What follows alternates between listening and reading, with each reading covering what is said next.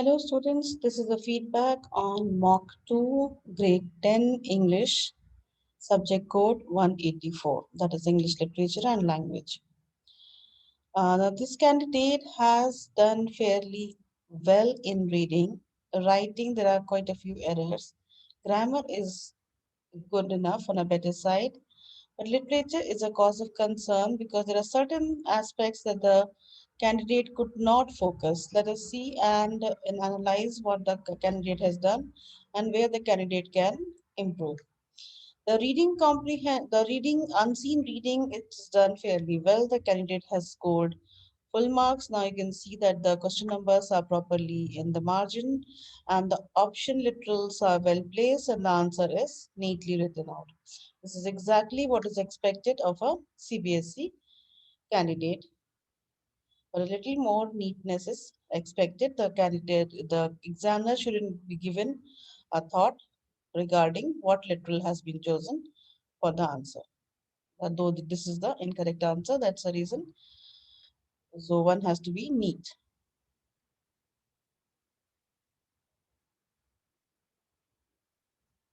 Sorry, this is 19 that is written, and that is how there's a slight error in writing, that is 19.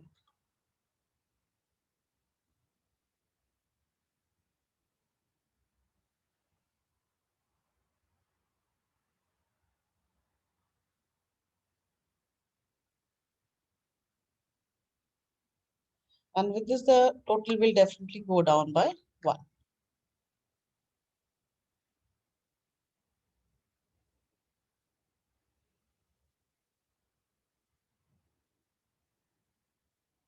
It becomes 48. And now let us proceed. The reading comprehension we have seen, neatly written, literals in place, question numbers in place. Now when we come to the unseen reading, that is literature reading that is seen, there are one or two errors. One answer is not written.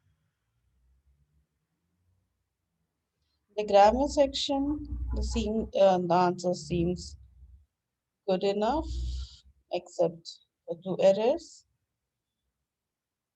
For this kind of grammar, remember the acronym OSSCOMP. That means original. You can see one video of mine regarding adjectives, where the order of adjective is mentioned.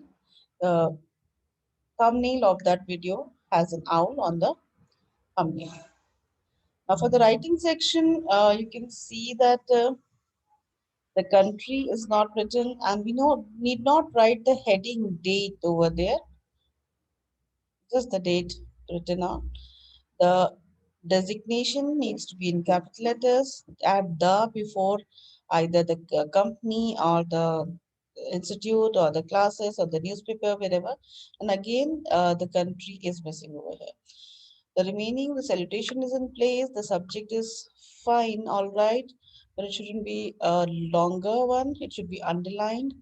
When you're saying I, you need to introduce yourself with your complete name between two commas, and then you can go ahead and you can make out that it is I, and I is recurring right across. You can see 3 4 times.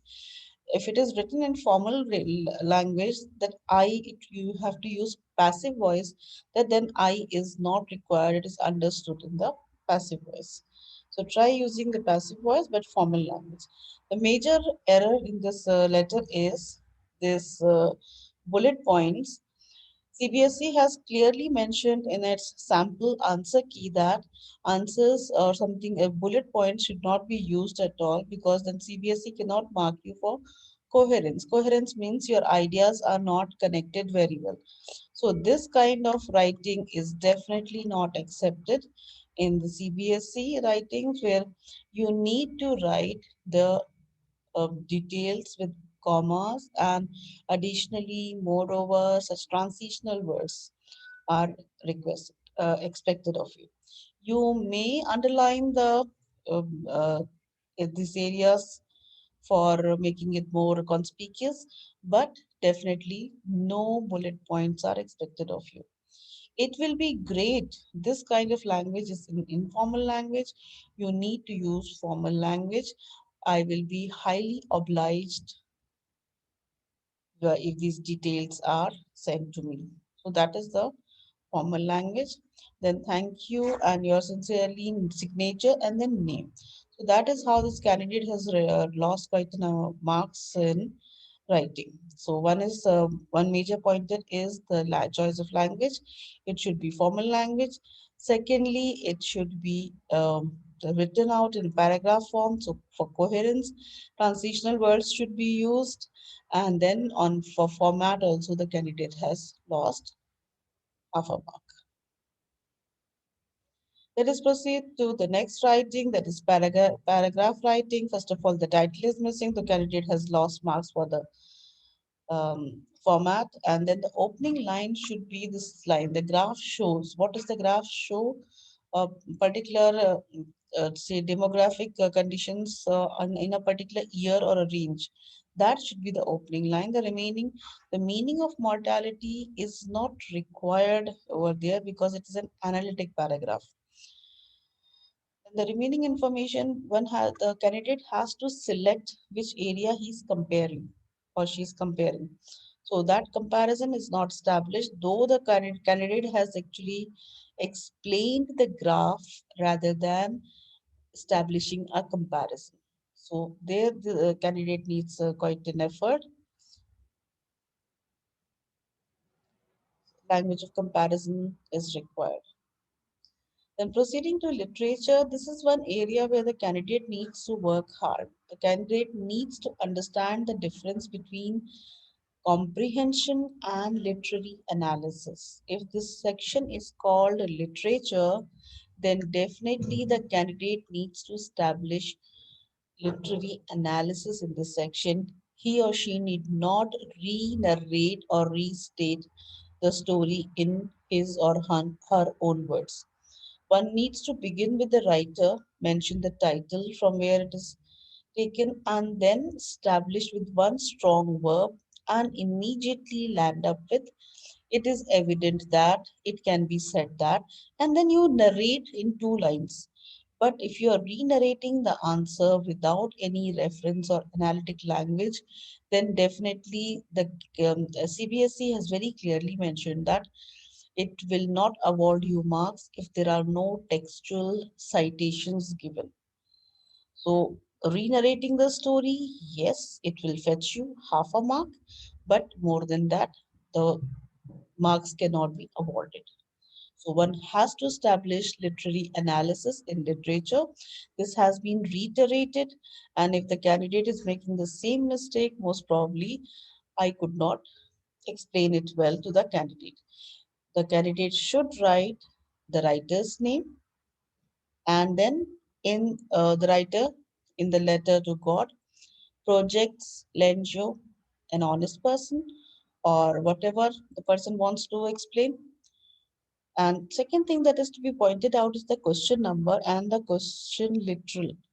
This should go in the margin. This is a very grave mistake. What happens is after a certain word limit, the examiner will stop reading. The examiner may assume this is one answer written over length.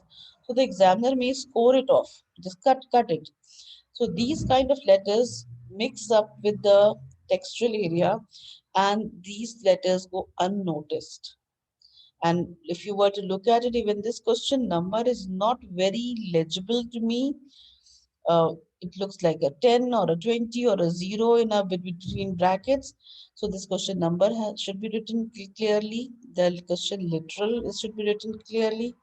And after an answer, leave a line for the examiner to know that the answer has come to an end. Write this number in the margin along with the question number once more.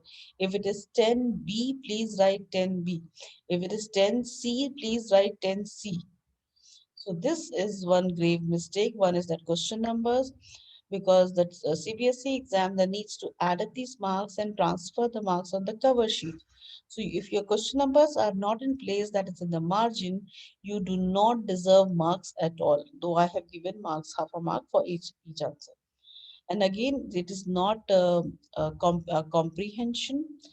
The candidate has written comprehension replies, responses.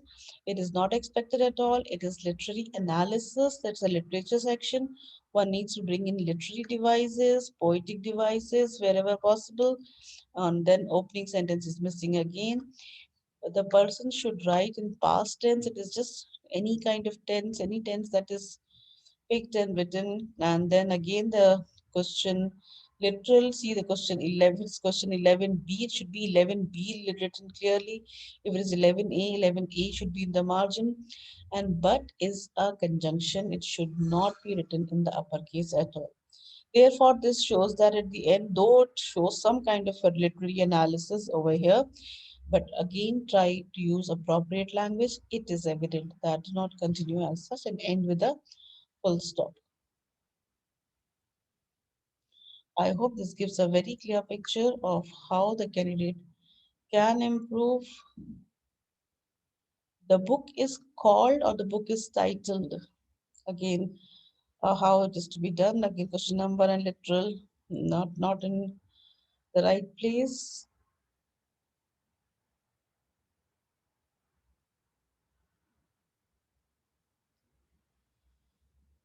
You see the choice of language. The tiger is not happy. The tiger was not happy. Tense is switching over.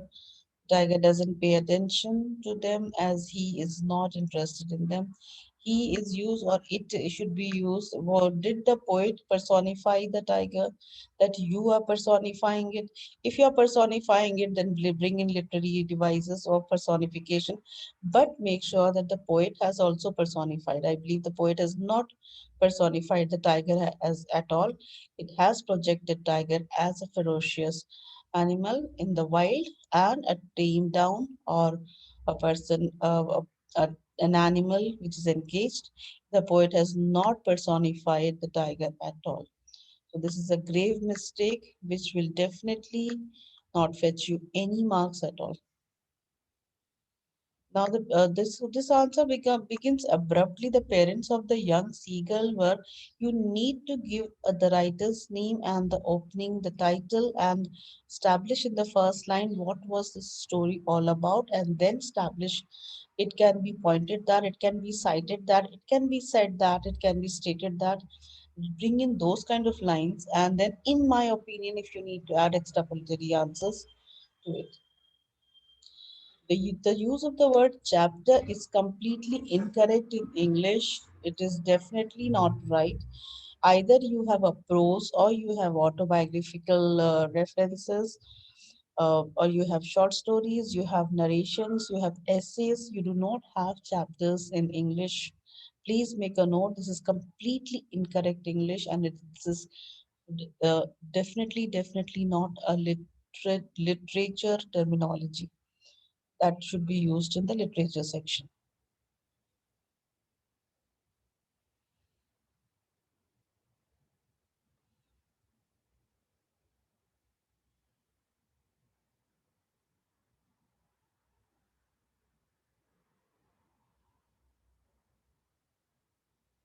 Now look at the continuation.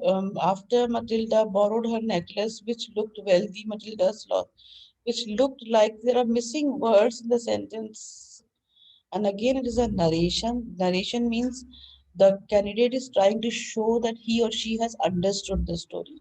But what is the literary analysis over here for which the candidate should be awarded marks? That is missing. So there should be no marks awarded. But I have not given a zero to this candidate at all. Literature is one area where this candidate needs to work hard. Thank you very much for your kind attention. Literature analysis versus comprehension. Thank you very much. Those who are new on the channel, kindly subscribe to the channel and hit the notification bell, and so that you get the notification of my next new upcoming videos. And the students are requested to comment under the video, observing one good quality in this uh, uh, paper and three suggestions for improvement. Thank you very much for your kind attention.